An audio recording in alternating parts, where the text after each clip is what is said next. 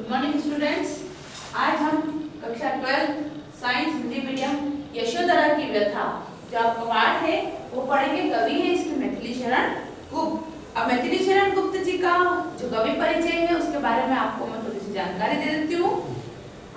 गुप्त जी का जन्म चीरगांव झांसी उत्तर प्रदेश सन 1886 में हुआ। ये इंपॉर्टेंट क्वेश्चन है, इसको आप नोट करिएगा। आपकी प्रारंभिक रचनाएं सरस्वती पत्रिका के माध्यम से प्रकाशित हुई। प्रथम पुस्तक रंग में भंग का प्रकाशन संवत 1966 में हुआ। संवत 1969 में भारत भारती प्रकाशित हुई। इसी पुस्तक ने सबसे पहले हिंदी प्रेमियों को गुप्त जी की ओर आकृष्ट किया। गुप्त जी ने 2 महाकाव्य और 19 खंड काव्यों का प्रणयन किया है। ये जो इनका कवि परिचय है ये बहुत इंपॉर्टेंट है, इसमें से बहुत सारे क्वेश्चन आते हैं, आप इसको याद कीजिएगा। गुप्त जी ने 2 महाकाव्यों और 19 खंड काव्यों का प्रणयन किया। साकेत, यशोधरा, द्वापर, जय भारत, विष्णुप्रिया, जयदत्तवध आदि आपकी रचनाएं उल्लेखनीय रचनाएं मानी जाती हैं। आप राम भक्त कवि और भारतीय संस्कृति के अनन्य प्रस्तोता हैं। आप जीवन का लक्ष्य संन्यास को नहीं पुरुषार्थ को मानते हैं। काव्यों के चरित्र और उदात्त परिकल्पना आपकी सृजनात्मकता प्रतिभा का परिचायक है। गुप्त जी ने अनेक नाटक, प्रगीत और मुक्तक काव्य लिखे हैं। खड़ी बोली के स्वरूप के निर्धारण और विकास में गुप्त जी का योगदान अन्यतम है। आज जिस संपन्न भाषा के हम अनायास उत्तराधिकारी हैं, उसे काव्य भाषा के पद पर प्रतिष्ठित करने वाले आप ही प्रथम कवि हैं।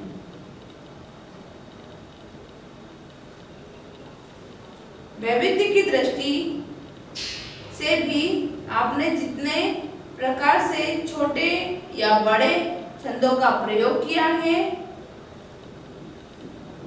वर्तमान युग में कदाचित किसी ने भी उतने छंदों का प्रयोग नहीं किया हो, शायद किया हो। नारी के प्रति उनका दृष्टिकोण अत्यंत श्रद्धास्पद रहा। उनकी रचनाएं राष्ट्रीयता से ओतप्रोत हैं। आपको इस युग के प्रतिनिधि राष्ट्रीय कवि कहा जाता है। ये तो हो गया इनका परिचय। अब हम पढ़ेंगे इनका केंद्रीय भाव। अपनी पत्नी यशोधरा को अर्धरात्रि में सोता हुआ छोड़कर राजकुमार सिद्धार्थ स्वयं अपने को साधना संपन्न करने राजमहल छोड़कर चले गए थे। कवि ने वियोगिनी यशोधरा की विरह वेदना को ही इस प्रकार से प्रस्तुत किया कि यह कविता यशोधरा द्वारा अपनी सखी को संबोधित है। कविता में प्राचीन षड ऋतु वर्णन परंपरा का आश्रय ग्रहण किया गया है। ऋतुएं आती हैं और वे वीरानी यशोधरा के विरह को और वीरानी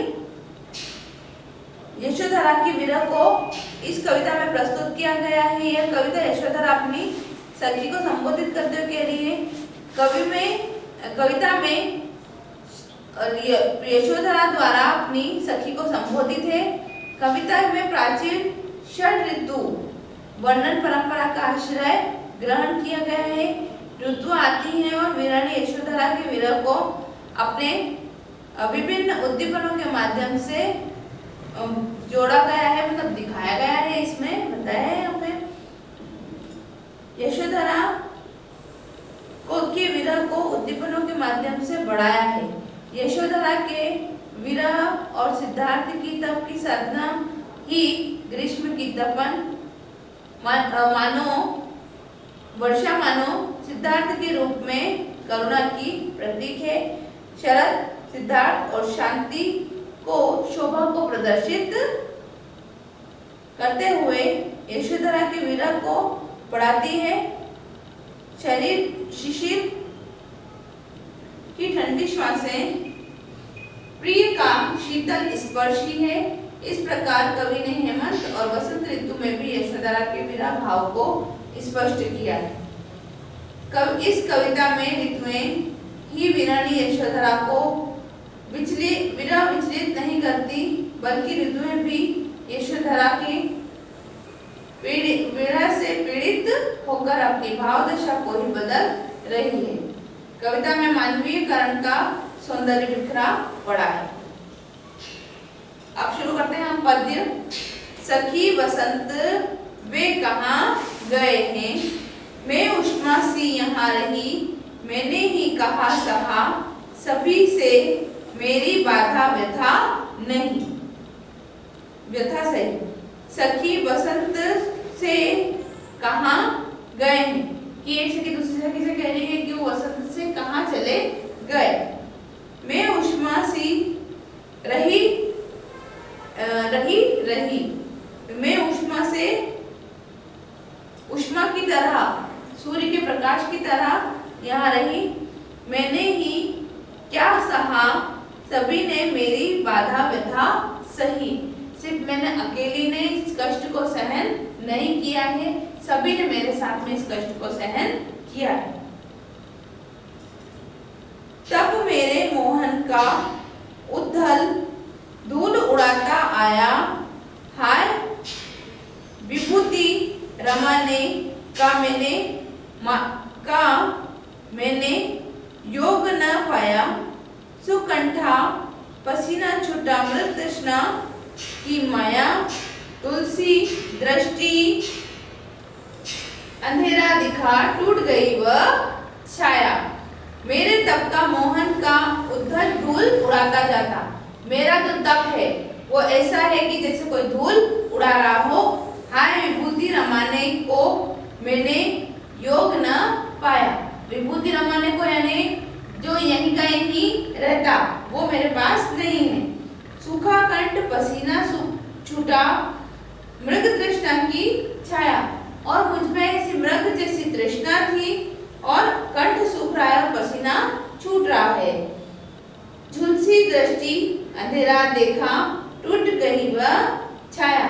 और जिस तरीके से अंधेरा टूटता है, निकलता है, अंधेरा हट जाता है, सूर्य का प्रकाश आता है, उसी तरीके से झुलसी दृष्टि अंधेरा दिखा और टूट गई सब छाया, बर्बाद हो गई मेरी तप, और उनका तप जलती है उस जठर मही में। तो जिस प्रकार से वो जल रही है और वो जठर मही को बोली जा रही है, वो उसमें डूबती ही जा रही है। आगे का वीडियो हम आगे पढ़ेंगे, है ना। आज के लिए बस इतना ही। इसको आप एक बार और रिवाइज कीजिएगा और इसके कवि का परिचय पूरा पढ़ लीजिएगा। Thank you.